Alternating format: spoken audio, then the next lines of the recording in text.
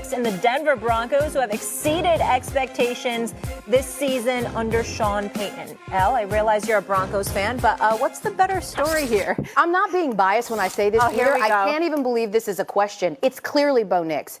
I do not discount what Josh Allen is doing. And I know what you're going to say, Dan, because clearly you're choosing Josh Allen, not surprising to anyone, and I get it. What he's been able to do, he didn't have Stephon Diggs. Look how great this offense is. He's playing MVP level. I get all that. He's great. Guess who we always outlook as a preseason favorite to win MVP? Josh Allen. So essentially, Josh Allen is doing exactly what you would expect Josh Allen to do. That's wrong. Bo Nix, however, is on a Broncos team whose total win was set at 4 preseason. He was the 6th quarterback taken off the board. The Broncos were in total shambles, and let's be honest, I know that they don't have a Stephon Diggs in Buffalo anymore, but he's got more talented weapons than Bo Nix has. And alas, he's taken a team that hasn't not only sniffed the playoffs since they won the Super Bowl, but had a winning season since they won the Super Bowl, and he has them in the postseason. This is a remarkable story, and I don't think, and I'm not saying that because I'm a Broncos fan. You didn't see this coming. He had 11-1 odds to be Rookie of the Year before the season started. He's not going to win it this year, but he is in the conversation. That is not anything. Nobody saw the Broncos as a playoff team,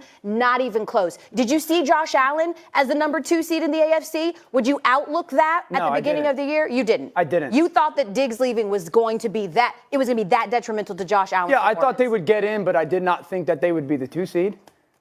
I thought Denver flirting with the playoffs. You have a Denver Broncos jacket in the green room, by the way. That's my dad's. That might be worse. Yeah. Then tell me why. Tell me why Josh Allen's story is better than Bo Nix's story. Because you made the comment, Josh Allen is doing this year what everyone expects him to do.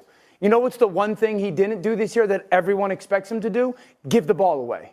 Josh Allen has changed the way that he plays. He's taken the one flaw, at least in other people's eyes, that has been a part of his game and said, I can still be the unbelievably productive quarterback that scores 40 or 50 or values 40 or 50 touchdowns a season, but I won't give the ball away anymore. And I won't take the sacks that I've had as a part of my game in the past anymore. He's got the best win of the season, knocking off the undefeated Kansas City Chiefs, who would probably have gone undefeated if they did not lose to Buffalo. Who would have lost to the Broncos, courtesy of a good performance from Bo Nix, if they blocked a field goal. That was 100% coached by the way that they did that. Okay. Denver was 8-9 last year.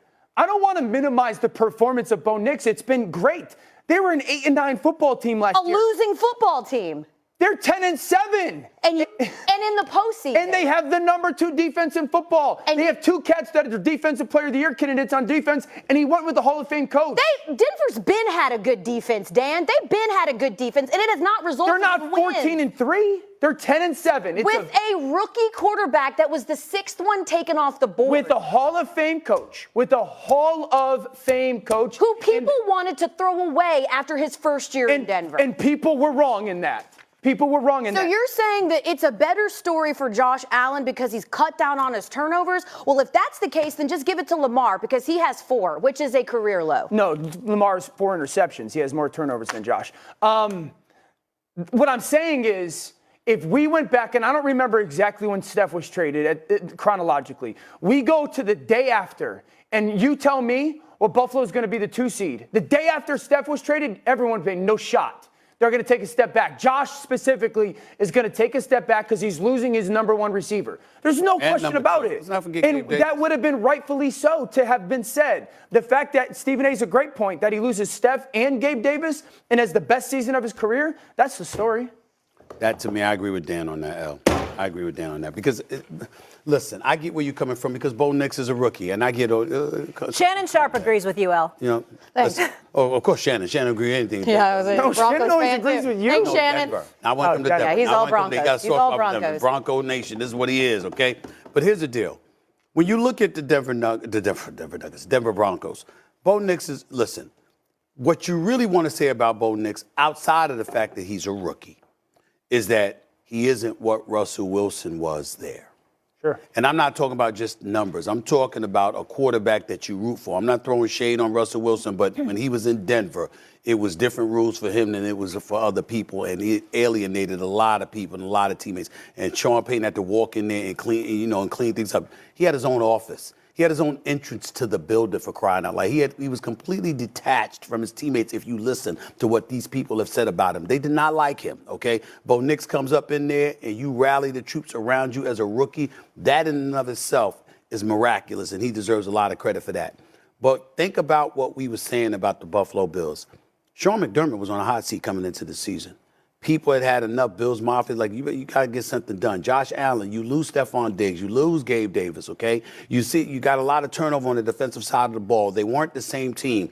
We were talking about the Jets. We were all stupid in that regard because we thought that the Jets would make some noise, and that didn't happen. The Miami Dolphins, we know they're allergic to playing in cold weather. You think I'm bad? I ain't got nothing on them, okay? These dudes, I mean, it's lower than 70 degrees, and they got a problem playing football. So we know that about the Dolphins, right? But we didn't expect the Bills to be this. And when you look at what and this is before he acquired Amari Cooper. When you look at what he was doing even before he acquired Amari Cooper and how he had been playing and the fact that once again he's in the MVP conversation and we're looking at the Bills as the number 2 seed. And then we take into account how he's 0-3 against Patrick Mahomes, okay? In the playoffs. They've got 5 playoff losses in the 10 playoff games that Josh Allen has played. Do you know that the defense has given up more than 31 points in those 5 losses? I do. Do you know that Josh Allen has accumulated an average of 338 yards in those 5 losses? This brother shows up. The defense hasn't shown up. So when I think about all of those things, and I think about the way that he played this year, I'd say that Josh Allen is the better story than Bo Nix. Well, if it's all about giving it to guys who have a bad defense and a great offense, give it to Joe Burrow. And also, how many playoff teams are... Maybe if he was in the playoffs, we would. How many playoff teams are in the AFC East? I was just wondering. 1. Okay. And how many are in the AFC West? 3. All right. Yeah, the Bo Nix story is fantastic. Okay. I'm not minimizing So Bo at all. had to beat playoff teams consistently. Now, he didn't beat. All right, so this is the one team that is the playoff team in the AFC East. What would be the number 1 reason why you would say that team is that one team in the AFC East? Let's move it on. Why do you do that to me? I mean, if you guys want to answer the question. You made your point. We all made your point. We got to agree to disagree on this one. We get it. You good. Bo knows. 1-1. A lot's happening this weekend, Wild Card weekend. We also have a lot happening in college as well. It's going to be a good time. Penn State will be representing the Big Ten against FBS independent Notre Dame in the college football playoff semifinal.